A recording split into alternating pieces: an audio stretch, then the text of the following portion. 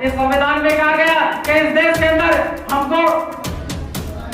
अंदर हमें unity integrity की बात करनी है, एकता अखंडता की बात करनी है और सेकुलरिज्म लाना है। सेकुलरिज्म का मतलब होता है कि इस देश के भारत के संविधान का कोई धर्म नहीं है, बल्कि वो सारे धर्म का तो सम्मान करता है और हर धर्म के लोगों को इस देश के अंदर रहने का अधिकार है, अपने कार्य करने का अधिकार है, अपने विकास करने का। इस देश के अंदर खासतौर से 3 शब्दों का इस्तेमाल किया गया है जो देश के नागरिकों को पूरी तरह से गुमराह किया गया है। हो सकता है अब कुछ लोगों को वो बात बुरी लगे, लेकिन उसमें सच्चाई यही है कि इस देश के अंदर एक शब्द का चालू किया गया कि इस देश के अंदर दलित लोग रहते हैं, इस देश के अंदर दलित लोग रहते हैं। लेकिन मैं पूछना चाहता हूँ, संविधान की कौन सी धारा में, कौन से आर्टिकल्स में दलित शब्द का इस्तेमाल किया गया है?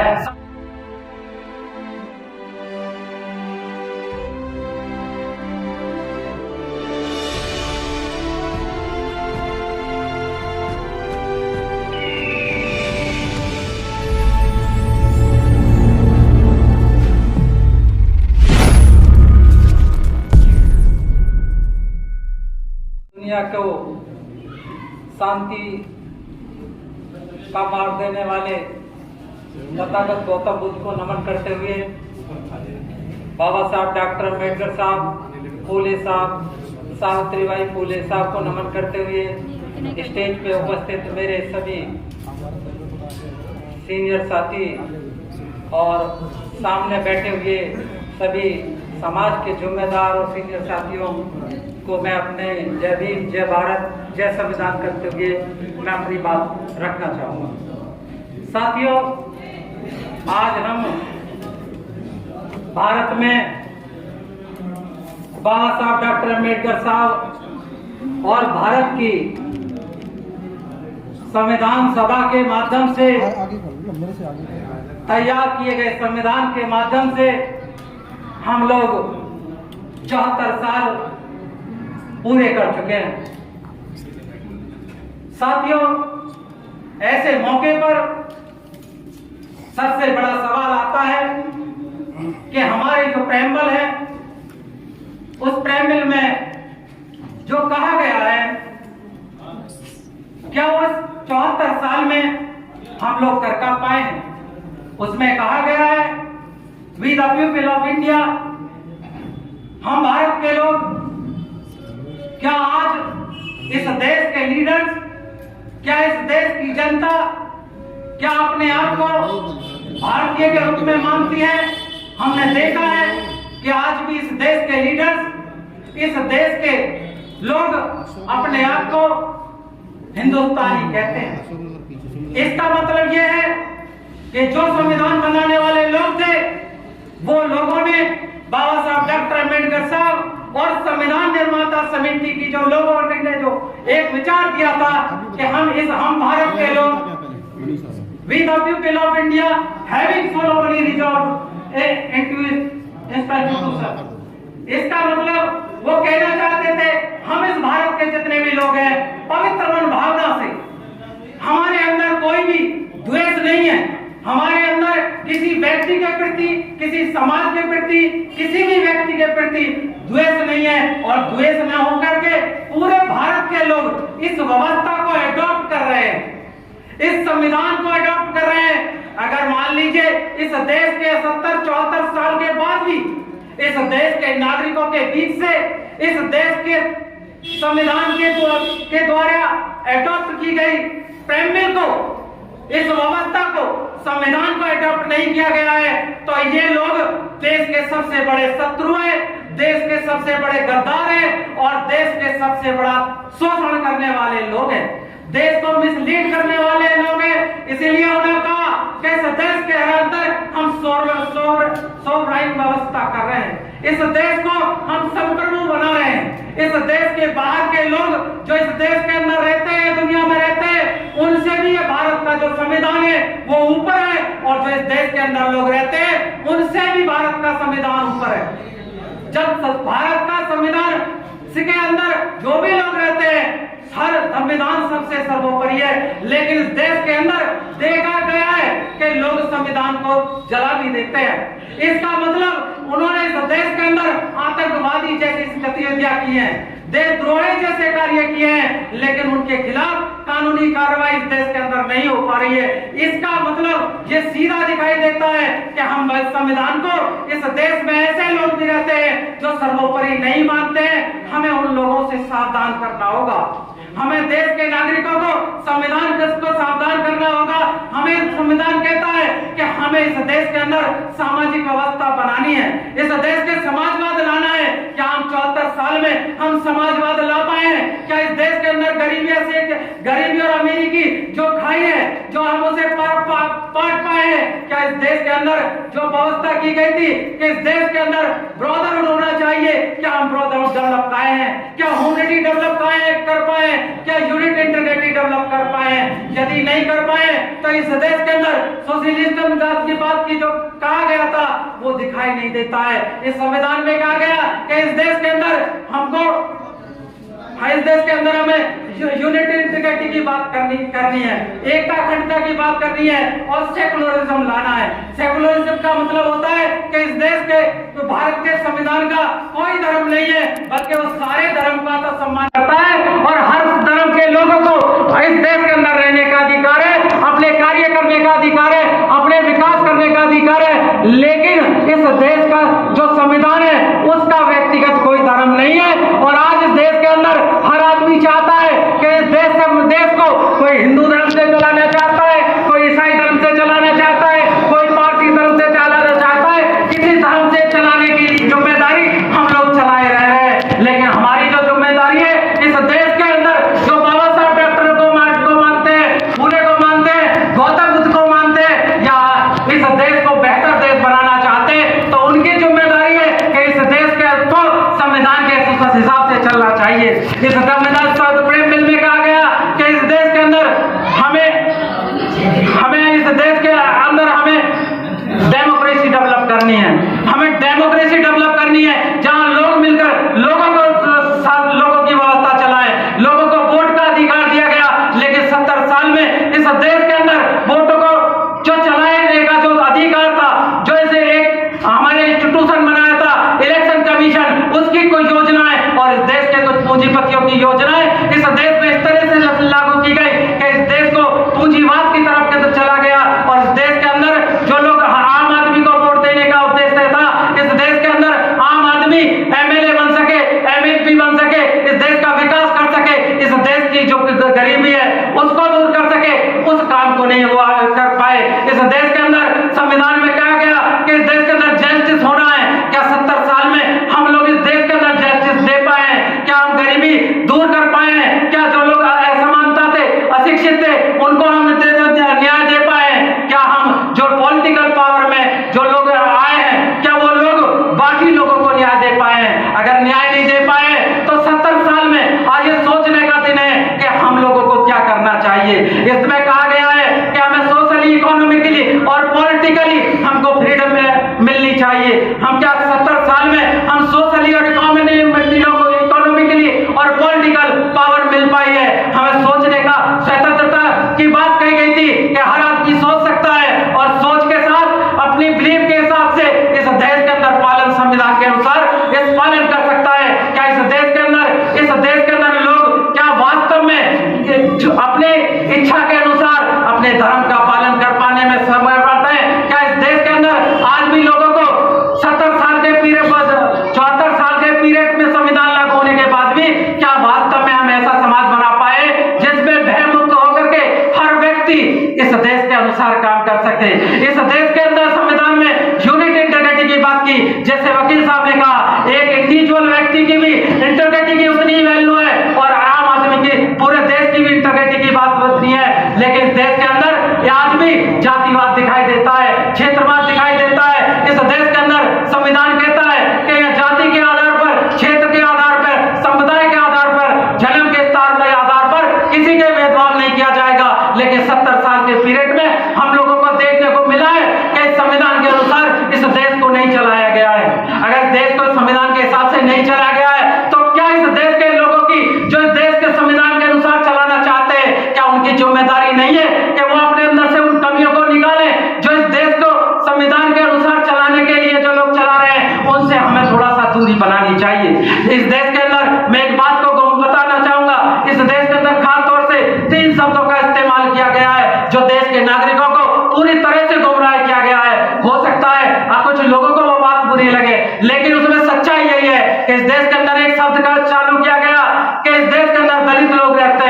इस देश के अंदर दलित लोग रहते हैं, लेकिन मैं पूछना चाहता हूं संविधान की कौन सी धारा में, कौन से आर्टिकल्स में दलित शब्द का इस्तेमाल किया गया है? संविधान से में इसका कोई संवैधानिक कोई अर्थ नहीं है। संविधान में SC/ST कमीशन बनाया गया है, SC/ST लोगों के लिए बनाया गया है, बैकवर्ड कमीशन बनाया गया है, बैकवर्ड लोगों के लिए बनाया गया है, इधर हमें अल्पसंख्यक आयोग बनाया गया है, अल्पसंख्यक लोगों के लिए कहा गया है, लेकिन दलितों के लिए कोई आयोग नहीं बनाया गया है, क्योंकि इस देश के अंदर ये एक ऐसा शब्द है जिससे लोगों को गुमराह किया गया है। और जब भी अधिकारों की बात आती है तो ऐसे लोगों को जब भी इकट्ठे होते हैं इस नाम पर, वो तितर बितर हो जाते हैं। लेकिन अगर शेड्यूल कास्ट के लोग इकट्ठे होते हैं तो अगर शेड्यूल कास्ट के लोगों का आंदोलन होता है तो वो शेड्यूल कास्ट लोगों की बात कही जाती है। इसी प्रकार से बैकवर्ड की बात होती है तो बैकवर्ड की बात की जाती है, अगर माइनॉरिटीज की बात की जाती है तो माइनॉरिटीज की बात की जाती है, और जब दलित की बात की जाती है तो कहीं भी कोई बात ढंग से संवैधानिक संस्थाओं में कोई बात नहीं कही जाती। इसलिए इस देश के लोगों को गुमराह होते रहे, इन ऐसे शब्दों से गुमराह होने की जरूरत नहीं है। और दूसरा शब्द जिसे हम बहुजन शब्द कहते हैं, मैं आप लोगों को बताना चाहता हूं बहुजन शब्द का भी कोई संवैधानिक अर्थ नहीं है। हमारे देश के कुछ लोगों ने इस बहुजन शब्द का इस्तेमाल इधर किया है, राजनीतिक रूप से भी किया है और सामाजिक रूप से भी किया है, लेकिन जब संवैधानिक अधिकार की बात आएगी, संविधान की बात कही जाएगी, तो इसी प्रकार से उस शब्द से भी आप लोगों को कोई फायदा होने वाला नहीं है। इसी प्रकार से इस देश के अंदर RSS के नाम से एक संस्था बनाई गई है, के नाम से किया है, और वो तो एक आतंकवादी संस्था मानी जा सकती है। क्योंकि मानी जा सकती है क्योंकि उसका कोई रजिस्ट्रेशन भी नहीं है, और जो संस्था बिना रजिस्ट्रेशन के इस देश के हथियारों का इस्तेमाल करती है, हथियारों की पूजा करती है और आतंक पैदा करती है, इसका मतलब इस देश के अंदर ऐसी जो संस्थाएं चल रही हैं और या इस नाम से संस्थाओं से जो गैर संवैधानिक संस्थाएं चल रही हैं, हमें निवेदन करूंगा कि ऐसी संस्थाओं का धीरे धीरे करके आप लोगों को एक साथ अगर समझ में नहीं आता है तो धीरे धीरे करके इनसे दूर जाने की कोशिश करें। और बाबा साहब डॉक्टर अम्बेडकर द्वारा जो भारतीय संविधान बनाया गया है, जो संवैधानिक ढांचा बनाया गया है, उसके अनुसार इस देश को चलाने की बात करने की, सोचने की बात शुरू करनी चाहिए। अगर आप लोग इधर उधर घूमेंगे, अगर इधर उधर की बातें करेंगे, तो हर बार कोशिश की गई है कि आप जो महत्वपूर्ण लक्ष्य है आप उस लक्ष्य से भूल जाए, आप अपने लक्ष्य से भटक जाए, आप ये भूल जाए कि इस देश का SC/ST कमीशन इस शेड्यूल कास्ट के 16 लोगों के लिए 74 साल में क्या कर पाया है। अगर वो 74 साल में कर नहीं पाया है तो मैं पूछना चाहता हूं इस शेड्यूल कास्ट के लोगों ने कितनी बार SC/ST कमीशन के ऑफिस के बाहर जाकर के, उसके आयोगों के पास जाकर के कितनी बार प्रदर्शन किया है। मेरी समझ में आया, देखने को मिला है कि एक बार भी इस देश के अंदर इतने SC/ST होने के बावजूद भी उन लोगों ने कभी भी एक बार भी अपने खिलाफ हुए अत्याचारों के बारे में, अपने उनके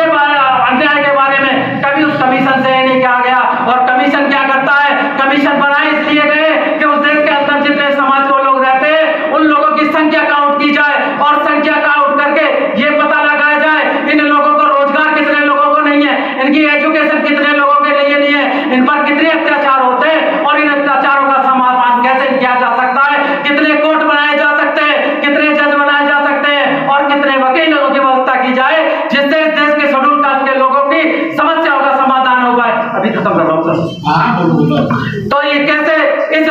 समस्याओं का समाधान किया जाए, इन सारी चीजों को समझने के लिए हमें ये सोचना पड़ेगा कि ये कमीशन कैसे बनता है। कमीशन केवल 5 लोगों का बनता है और 5 लोगों के माध्यम से वो छोटे छोटे अपने क्षेत्रों में कमीशन के वो बनाए जाते हैं। राज्यों का कमीशन अलग होता है, सेंट्रल का कमीशन अलग होता है, और जितने भी अत्याचार होते हैं उन अत्याचारों को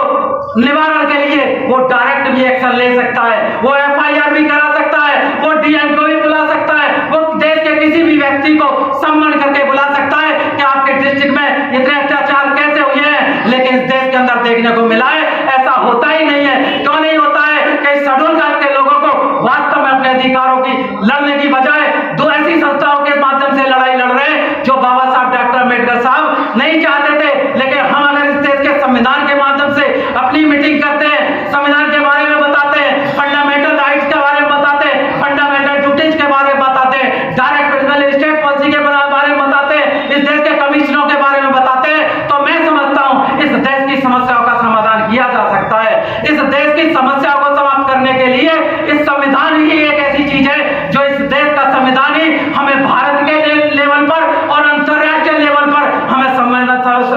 दे सकता है। जब बाबा साहब डॉक्टर अम्बेडकर साहब ने इस संविधान को लिखा था और जब संविधान इस देश के अंदर एडॉप्ट किया गया था तो उस समय कहा गया था, दुनिया के अखबारों ने कहा था कि भारत के संविधान को लिखने के बाद डॉक्टर अम्बेडकर साहब ने भारत को इस दुनिया के देशों से 1000 साल आगे कर दिया है। लेकिन मैं पूछना चाहता हूं, इन 74 साल में हम भारत के लोग कहां पर खड़े हुए हैं? अगर जो लोग इस देश के संविधान के खिलाफ काम करना चाहते हैं, हम लोग उनकी बुराई करने के बजाय, उनकी समस्याओं पर करने के बजाय अगर हम अपने संविधान पर बात करने की बात करें, अपने अधिकारों पे बात करने की बात करें, अपनी समस्याओं पे बात करने की बात करें तो ज्यादा बेहतर रिजल्ट दे पाएंगे। इसलिए मैं आप लोगों से निवेदन करता हूं, हम जो लोग इस देश के अंदर जिनको सामाजिक रूप से पिछाड़ा गया है, जातीय रूप से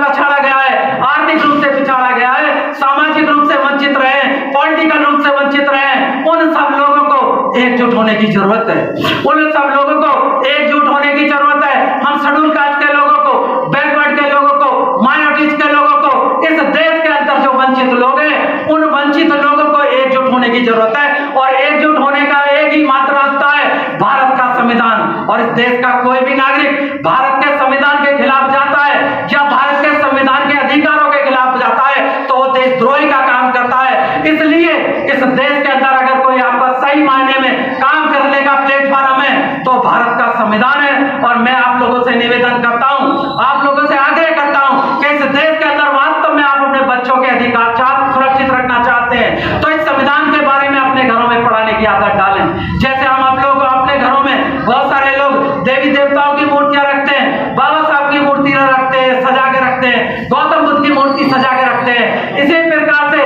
भारत के संविधान को भी अपने घरों में रखने की आदत डालिए। अगर आपने इस संविधान को सजा के रखने की आदत डाल ली तो पहला फायदा क्या होगा कि आपने नहीं पढ़ा तो आपके घरों में पढ़ने की आदत हो जाएगी, आपके बच्चों को आदत पढ़ने की हो जाएगी, आपकी बीवी ने पढ़ लिया, आपके बेटे ने पढ़ लिया, आपके बहन किसी ने भी पढ़ लिया। जब बाबा साहब डॉक्टर अम्बेडकर साहब पढ़ लिख करके इतना बड़ा काम कर सकते हैं, नेशनल स्तर पे इतना काम कर सकते हैं, वे इंटरनेशनल स्तर पे बड़ा इतना काम कर सकते हैं, अगर हमारे समाज के लोग भी मैं से भी पढ़ने लिखने की अगर प्रेरणा बाबा साहब से जाग उठी तो मैं सोचता हूं तो इस देश के 1 अरब 33 करोड़ लोग कितना बड़ा काम कर 35 करोड़ के लोग कितना बड़ा काम कर सकते हैं। इस देश का प्रधानमंत्री बड़े गर्व के साथ कहता है, जब हम एक कदम चलते हैं, जब एक कदम चलते हैं तो हमारी जो चलने की 135 करोड़ कदम चल देते हैं। लेकिन मैं पूछना चाहता हूं, अगर ये 135 करोड़ लोग इस संविधान के वैज्ञानिक दृष्टिकोण से पढ़े हुए थे, जैसे इस देश की फंडामेंटल ड्यूटीज में कहा गया है कि एक व्यक्ति वैज्ञानिक सोच का पढ़ा लिखा होना चाहिए, अगर हम लोगों ने सब 74 साल में अगर 1 करोड़ लोगों को वैज्ञानिक रूप से पढ़ा दिया होता तो बाबा साहब डॉक्टर अम्बेडकर की सोच से पढ़ा दिया होता, बाबा साहब डॉक्टर अम्बेडकर की तरह पढ़ा दिया होता तो इस देश का विकास कितना हो गया होता। साथियों, हमें उस चीज को कल्पना करनी होगी कि बाबा साहब डॉक्टर अम्बेडकर इस देश के एक बच्चे को वैज्ञानिक बना रहे थे और जो लोग इस देश के बच्चों को वैज्ञानिक बनाने से रोक रहे हैं वो देशद्रोह का काम कर रहे हैं, चाहे वो आरएसएस वाले हों या दूसरे कोई लोग हों या दूसरी ऐसी संस्थाएं हों जो लोगों को पढ़ने से रोक रही है। तो हम लोगों की ये ड्यूटी है कि ज्यादा से ज्यादा लोगों को पूरी ताकत के साथ इस संविधान के अनुसार लोगों को पढ़ाएं और विकसित करने की कोशिश करें, जिससे एक मजबूत राष्ट्र बन सके, बाबा साहब डॉक्टर अम्बेडकर की सोच का भारत बन सके, हम उनके उद्देश्य को पूरा कर सके। मैं इसी के साथ आईआर साहब जी का बार बार इशारा हो रहा है और भी लोगों को भी बोलना होगा, उनके सामने जिम्मेदारी है। तो मैं